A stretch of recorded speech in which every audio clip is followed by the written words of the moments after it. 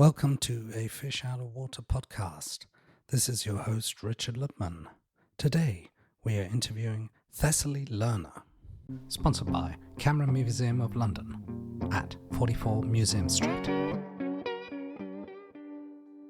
So it is the morning, right? What time is it over there? It's 11 a.m., Richard. Thanks for having me. I love you. Where are you? I'm in Atlanta, Georgia. California, America, United States of shit show.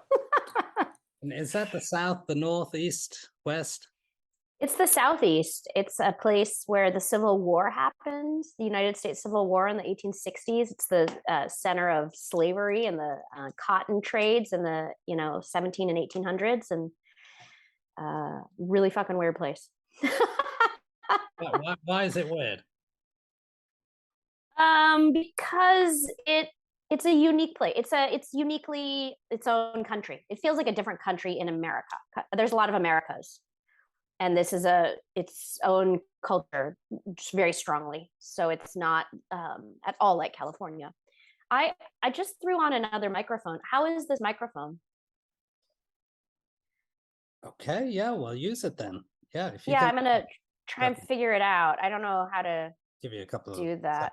So just for the audience, Thessaly Lerner is a casting director. She's a podcaster, but she's a first and foremost actor, storyteller, and creative person all around. Correct? Thank you. Yeah, I would call myself a creative force. I just can't stop making things. And I also can't figure out how to make this other microphone work on Zoom. I don't usually use this fancier microphone on Zoom. Hold on. Okay. Oh, maybe here. No. And, video settings. There we go. Maybe here. Audio settings. Okay, let's try this. Built-in output. Let's try this. Oh wait. Okay, let's try this. Hold on. Built-in microphone. Okay, here we go. I think I did it. I think we're using the other microphone. Yeah, it's a bit better. Yeah, definitely. Yeah. Is that a mic you use for podcasts? No, I should. This is a travel microphone. This is my travel voiceover microphone because I'm a voiceover actress as well. Tell us about the biggest success you've ever had in the creative world. Okay. I have had two. One was I sold a animated series to DreamWorks TV called Astrid Strudelman, the Unicorn Whisperer. And I sold 13, they ordered 13 short episodes and they gave me a budget. It was a very small budget, but they said, go for it, make it. And so I formed a small animation studio with some, my animation friend. And I made these 13 episodes. I wrote them, directed them, produced them, cast them, starred in them. My animation director did the magic, and then I had a friend score it. But that was a huge success, and it felt so good to make what was in my brain happen on screen. And then the three, yeah. Just okay, just for the audience, where can they see this? When was this commissioned or released? It's on Amazon Prime, and it's called Astrid Strudelman, the Unicorn Whisperer. It's on their DreamWorks TV channel, which means you have to pay an extra $5, which is annoying, but they also have a free trial, and it's 13 3-minute episodes, which is a nice commitment. So it's, and it's an arc, the series arc. It goes from, watching Astrid Strudelman. Eventually we get to the big school dance, which is a big deal if you're a fifth grader, which she is. She's a fifth grader, a cartoon fifth grader. And what was the other question? When did they release it? It was released in 2014. Okay. So tell us about your second. Yeah, well, that was the project I've come on here to. One thing. You said they gave you a small budget. Just are you allowed to say more or less what that budget was? Oh yeah, I'll tell you, because it's sort of shocking. It's so small. You're like, really?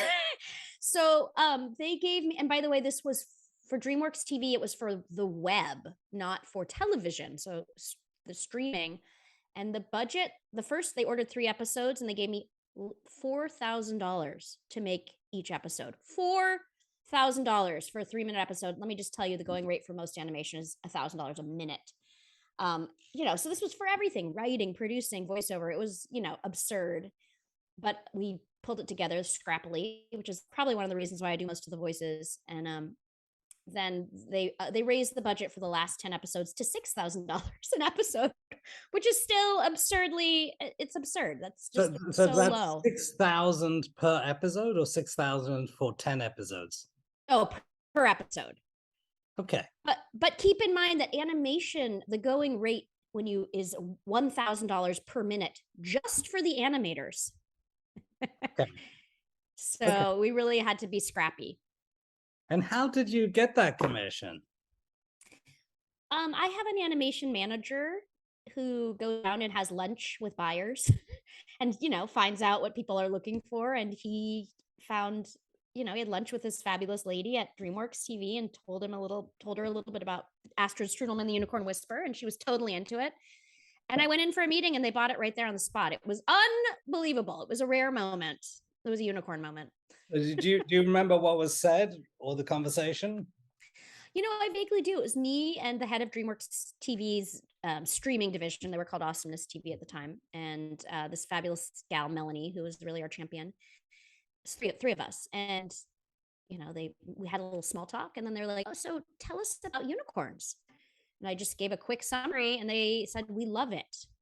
I was like, what was the summary you gave? What was the summary you gave? Can you remember? Astrid Strudelman, fifth grader, talks to unicorns. They're her best friends. And this was 2014, or 2014. So the unicorns, I'm a child of the 80s, so I grew up with unicorns. But at this point, right now in 2022, unicorns are in the zeitgeist. They're oversaturated. But 10 years ago, they were not oversaturated. So they hadn't heard a lot. They hadn't heard a lot of unicorn pitches. Did you create the idea, the stories beforehand?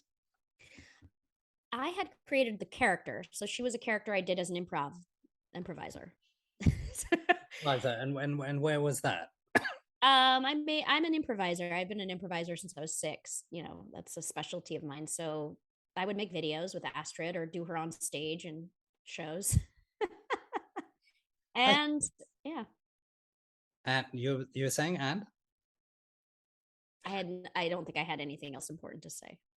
Okay, so basically this idea has been around since your early teens, right? Or since No, she's a new one. Probably 2005. I invented her in 2006, and then I sold a show in 2012 or something, and then it came out in 2014. Interesting. What's the second big success you had? Well, Disorganized Crime, Smuggler's Daughter was the next big success. And this is a success I'm talking whereas like people besides my friends and family are watching and listening.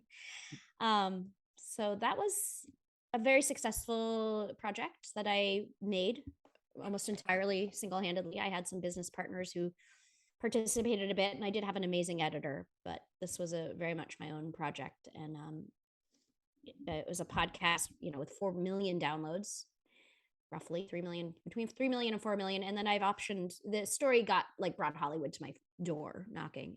I was on the phone with Mark Ruffalo, and Mark Ruffalo was like, can I play your dad? I was like, this is too much. He's since dropped out of the project. That's the Hollywood roller coaster.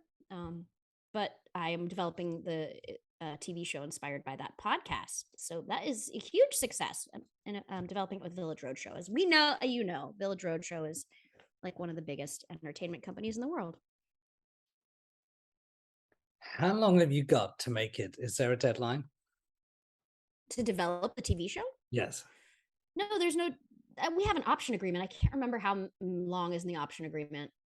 But the option agreement is from the pitch process. So the first thing we have to do is create the pitch. And then we go out, me and Village Roadshow go out and pitch it to networks.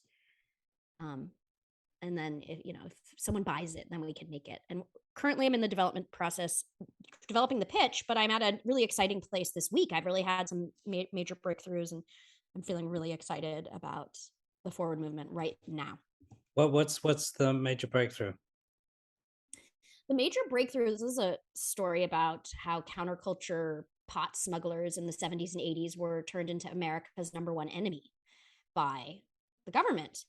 And so the breakthrough was that besides telling the stories of these counterculture pot smugglers, who was my family, I want to also tell the story of Nancy and Ronald Reagan and their psychology behind the decisions they made that created these laws that turned these menches, these hippie menches, into America's number one enemy. So that was exciting. I'm like, what was Nancy thinking? So drugs actually currently, well, according to some stats, it's the top 3 earner in terms of world trade. So not necessarily in order. There's arms, there's drugs, and there's human smuggling, human trafficking. These are huge earners. Obviously, energy, oil, and gas is definitely up there somewhere. It is very much, the podcast is very much as a documentary. Is this the idea you had at first? Where did the idea come from?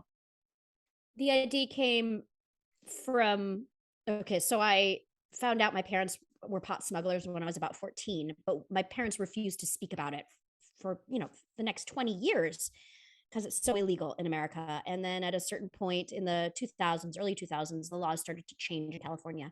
So a few years ago, I was driving around California. I was in LA noticing pot delivery billboards, apps for call this app, get some pot delivery. And I was floored, floored that this product that my parents could have just, if they had been caught, it could have destroyed their lives. I know people whose lives who were destroyed, people who went to, so many, that was now being advertised on billboards. Just get it on your phone, no big deal. And I felt absolutely driven to share with the young people who are delivering, getting pot delivery, that this used to be a product that people could lose everything for. It coincided with some business partners, former business partners, getting a deal with iHeartRadio to make podcasts, narrative podcasts. So these were business partners who at the time I trusted, and I shared this idea with them and they loved it, and they shared it with iHeart. They loved it. And subsequently we got to make it. I did find out later my business partners hid the budget from me and pocketed $70,000 and gave me $5,000 and lied to me and said, hey, there's no money in podcasts till the second season.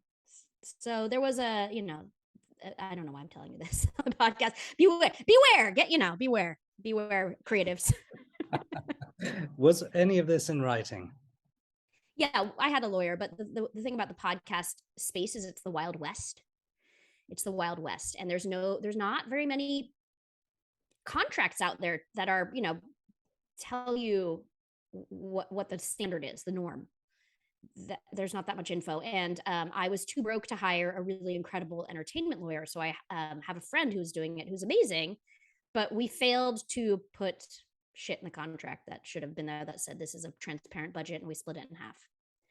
Oh. So huge failure. Okay, so the financial issue was really in the beginning, right? So if you'd sorted it out in the beginning, it might have been easier to. Yeah, the problem was I trusted these people. They lied to me, and I believed the lie, which was the lie was there's no money in podcasting. Yeah. There is no money. On the other hand, if it wasn't for them, right, it wouldn't have never come out. Is that correct? That's certainly true. Yeah. That's yes, there's no free lunch, right? You trade shit off. Yeah. No pain, no gain. That's right. A amount of pain. And tell us about the process. How did you begin? Did you have the equipment? Did you have to buy the equipment? Did you have to hire people? Did you have to drive around? Did you think about a story structure? Tell us a bit more. Okay, so the only equipment I had is a little mobile audio recorder. This is one thing I love about podcast. It's really low fi. I did not have anybody. Being a documentary casting director, and I'm a people person. One of my superpowers is getting people to tell me their stories. So I had a list of all our family friends. The pot smugglers were our family friends. I grew up with them. They know me, and I could call them and ask them, "Will you talk to me?" And these are stories that none of them have ever told anybody. And some people agreed, some didn't. Some people agreed and talked to me and then later changed their minds, and I couldn't use that audio. So just having the skill, though, of being a documentary casting director for the past 10 years and finding people and getting them to tell me their stories was a great skill I had. Didn't have a plan for the story, had no idea it would unfold. And I still do that in documentary because I've done 2 other narrative podcasts since Disorganized Crime. I did American Prankster, Wavy Gravy's life story, and I did The Best Day of My Life, Patch Adams' Journey to the Nobel Peace Prize. These are 2 narrative podcasts that I made after Disorganized Crime. And I, again, did not have a plan going into it. What I do for my documentary podcast narrative work is I go get all the footage, get all the audio. And then as I'm editing, the story reveals itself to me. Well, during the Disorganized Crime, you narrate quite a lot of it, right? So there's you talk about what happened in the previous series or what's going to happen in the current episode. Then you introduce us to a character or a story, and then you cut to another narrative which links together with the previous story, right? Is that how you did it, or? So I worked with a story editor who was a great story editor, who, and she would cut all the audio, which was nice because it was my family and it was hard to be objective with my family stories. And then she would give me writing prompts, you know, tell me about this, tell me about this, that we would be able to plug in to weave the story together. So I don't feel like there was a organized plan. It was disorganized, but it, you know, it's once the audio revealed itself, we're like, well, these go together, these stories about women, or these stories about the law, or oh, let's do a sort of frivolous episode about laundering cash, and these funny stories about what you do with cash when you're have, you know, $1 million in illegal cash. Okay. So we did cluster stuff together, and then, you know, when we had the stories in the later season that were devastating and sad and depressing, those were clustered together as well. So we had themes of each episode. You're not going to have like fun, frilly, hilarious, and then totally devastating. What do you recall the most? Can you recall your most entertaining interview? Richard, this process was like therapy. I had never heard stories from my mom and dad about about my childhood.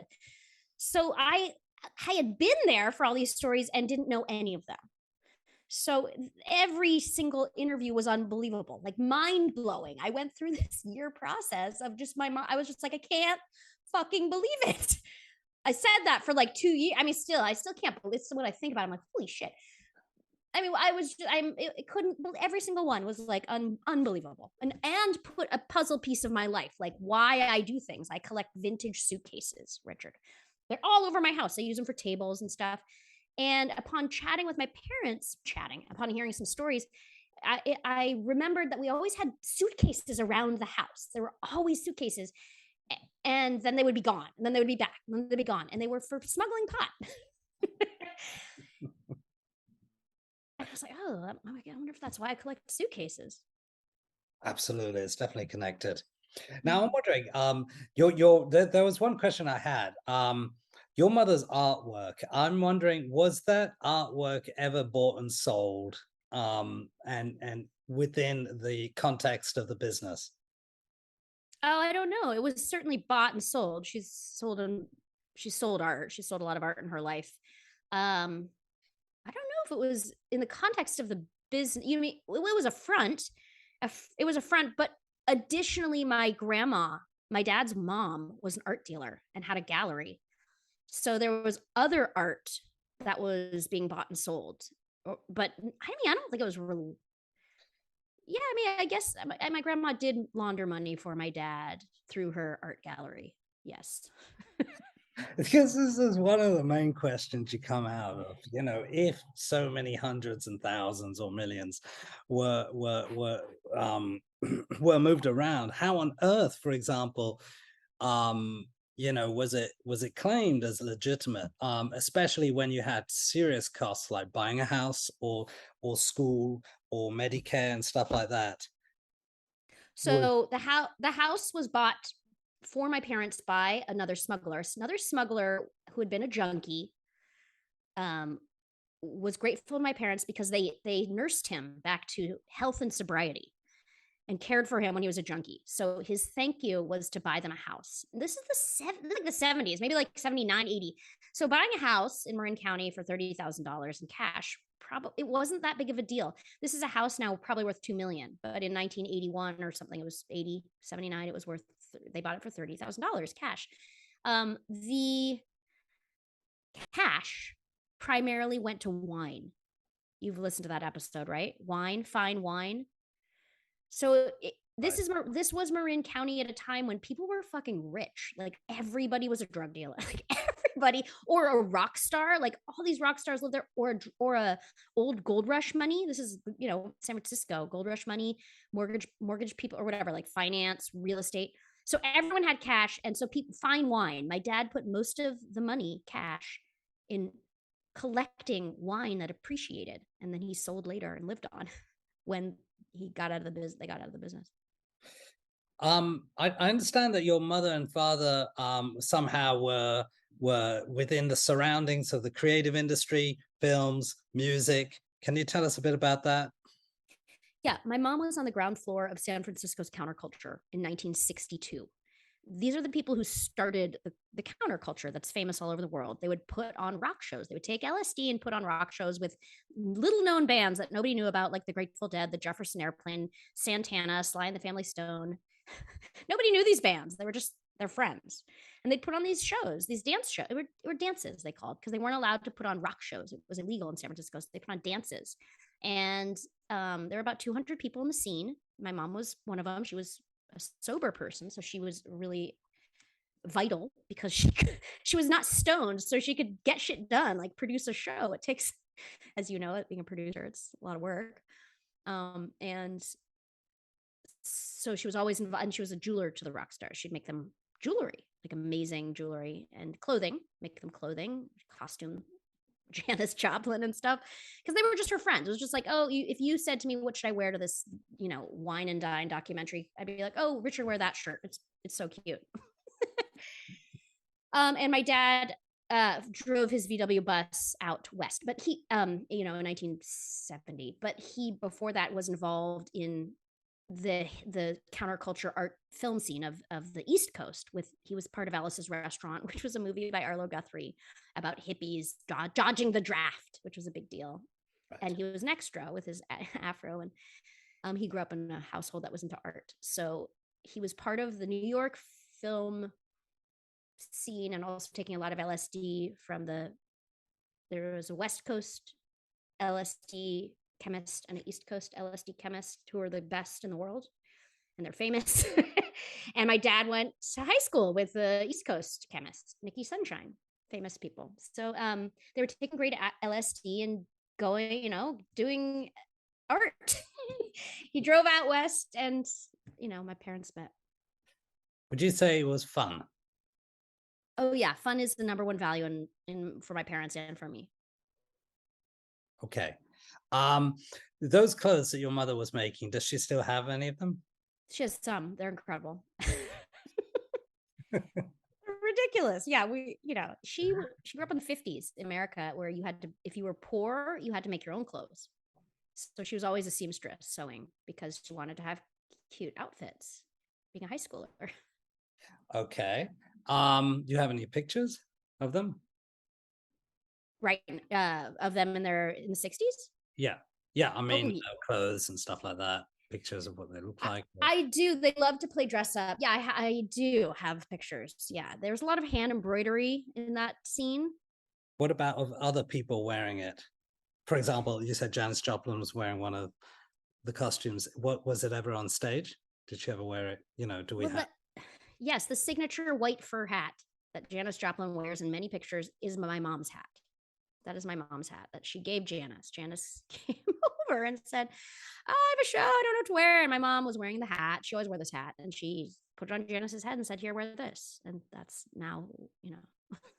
I am wondering, back in the time, was she ever friends with Jim Marshall, the photographer, the rock photographer? Maybe. I don't know. She didn't mention his name. She was really good friends with Jerry Wainwright, who was another counterculture photographer. Like, he was a family friend. But my mom, there was a fairly small scene in San Francisco. And if Jim Marshall was there, she probably knew him.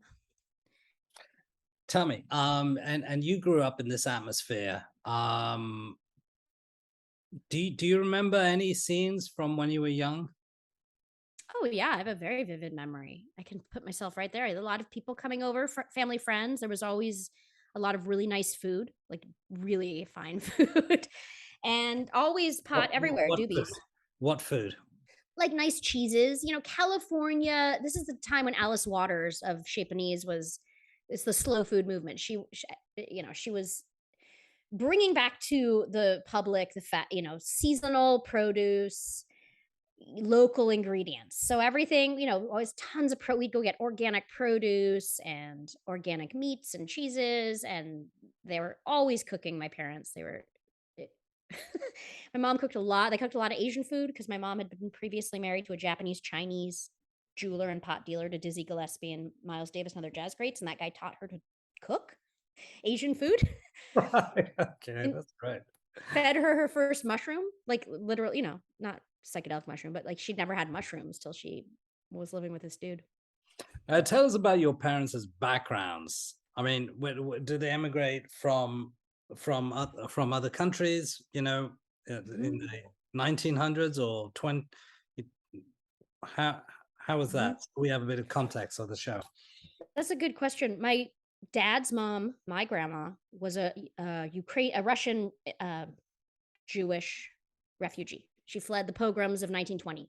Her and her family fled Ukraine, which was the Soviet Russia at that time. But they fled Ukraine in the pogroms. There were I think there were six or eight kids. I can't remember.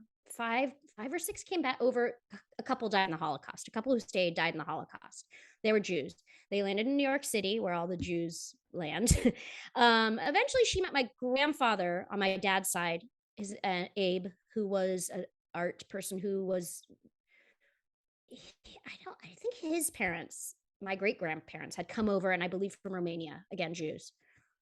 So my grandma, though, my Russian grandma, always had an accent and spoke Russian. My mom's family, were from LA, and they're American, like mutts in a way, like mixes. Her father actually was a Jewish French Canadian Jewish orphan who was raised by Jesuit priests and pretended he wasn't Jewish his entire life. And we just found out he was Jewish because of Ancestry.com. I mean, it's not a surprise, but it's funny because that was Grandpa Jake. And he married this woman, Kitty, my grandma on my mom's side, who was anti-Semitic. She always say, "Oh, I hate the Jews and the Catholics," which is, funny because her husband was Jewish and Catholic.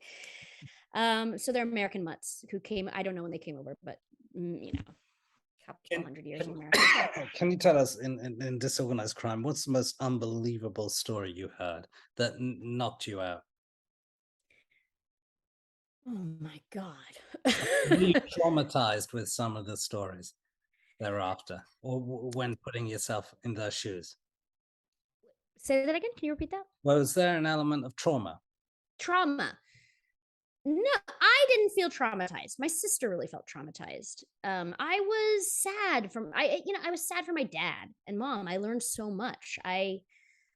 The story my dad revealed to me and to my mom for the very first time, he'd kept this story a secret for 30 years from my mom. He hadn't told her the story of his smuggling partner, being busted and going to jail. And he hadn't told that story to my mom. She didn't know what happened. And that, I don't feel traumatized, but it really touched me. It really, impacted me. His best friend, in order to save his skin, he had to leave his best friend on the playing field, is how he puts it. And that was devastating for him.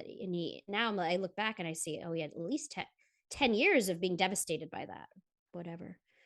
But the stories of where I was there, that really shocks me. Like, oh my God.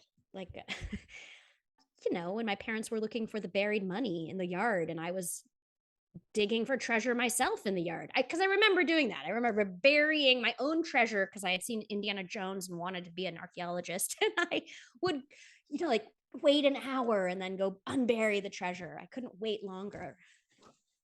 Right, and you got some interesting stories where some of the money was buried, but can you tell us just that one scene? Yeah, my parents buried cash in the yard because that's what smugglers do. We call it savings and loam. And it was cash they needed to give to another smuggler. Everything was fronted. This is all like handshake deals, integrity, honest outlaws.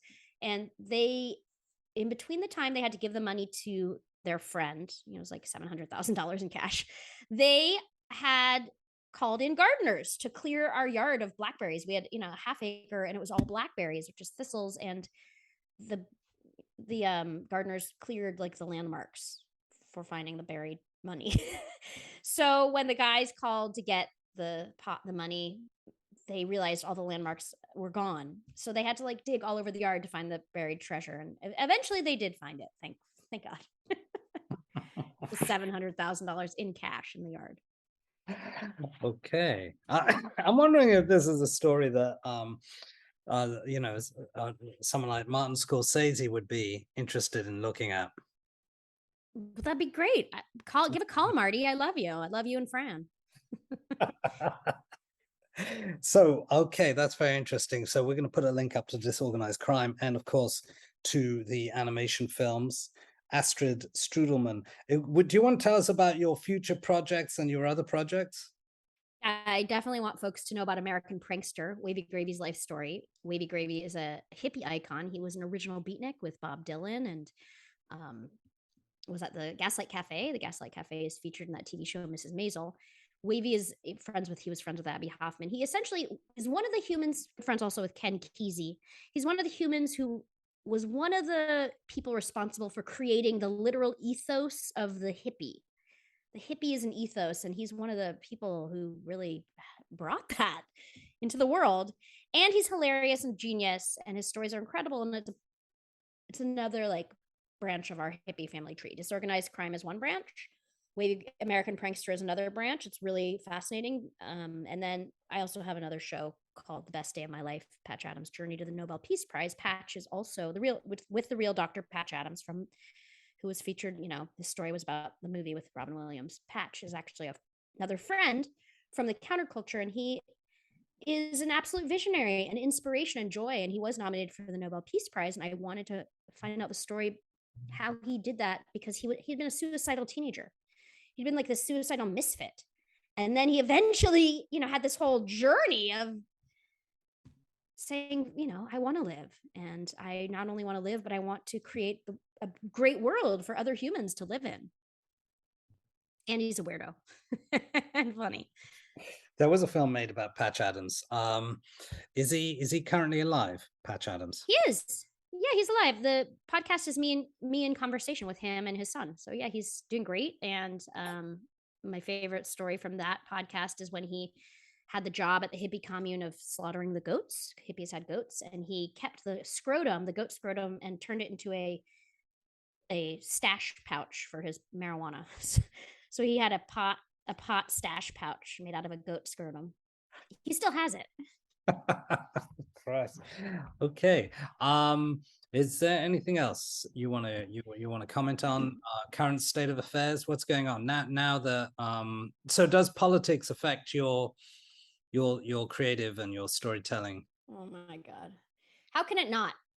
So I'm also the Ukulady, THEUKULADY, and I do a lot of live streams and comedy, and I campaign for the downfall of evil. That's my other project, my alter ego, the Ukulady. A lot of the Ukulady's work is thinly veiled political commentary. Yeah, I'm enraged. Who's not? Like, if you're not, who's not enraged? I'm enraged. And I'm also obsessed with archaeology and ancient civilizations, because it makes me just understand this is humans' pattern. We do this. Civilizations rise, they fall. Narcissists get power, everybody follows them, and then it falls apart. That's just where we're at. It's scarier now because we have bigger weapons. And we've totally, the environment's fucked. Yeah, I'm enraged, Richard, and it informs my comedy, but in a very quiet way. I hate politics. It's never going to change. And I comment on it, but not in a hit over the head. More of like, I've been doing a series of songs about products made out of dove items, like dove beak spear tips, or dove meat chews, how yummy they are, little jingles. And it's a campaign for peace. Doves are the sign of peace. Can you sing us as a finale? Can you sing us a song? I love you more than fat kids love candy, more than ants love jujubes, more than beekeepers love their bee-free protective mesh suits, more than hippies love drum circle dudes. Do you know I love you more than Katie Couric loved good news? You are my music to my ear. I love you more than little girls love magic. Ponies more than mommies love necklace gifts of macaroni. More than penthouse pets loved Bob Guccione. He was the owner of Penthouse. You own me, I love you. More than Kim Jong-il loved his Elton John glasses. More than pioneer children love fresh molasses. My love surpasses the love the elves have of the day after Christmas. You know, if you're an elf, the day after Christmas is the fucking best day ever. Whisper sweet, unicorn glitter, ruffle shiny, to the downfall of evil niblets to me. Whoa, thank you very much, Thessaly Lerner. It's been a pleasure talking with you, and Thanks, Richard. have a great day. Thanks for caring. I love you. Everyone, wait, let me tell you, can find me on the Instagram at the Ukulady or at Rainbow Valentine Lemur. These are words, and the Ukulady shorts, and that's the story, and you're the best. Jazz hands. Thanks. Shall we raise a glass? Should we raise a glass to the downfall of evil? Let's do that. Raise a glass to the downfall of evil. Cheers. The downfall of evil, darling. Have a good one. Well, we look forward to following your progress. Bye, darling. Love you. And everything. Thank you, Richard. Ciao, ciao. Bye. Ciao. Bye. Thank you for listening to a Fish Out of Water podcast. This is your host, Richard Lipman. Should you have any questions, comments, or suggestions, please get in touch. Sponsored by Camera Museum of London at 44 Museum Street.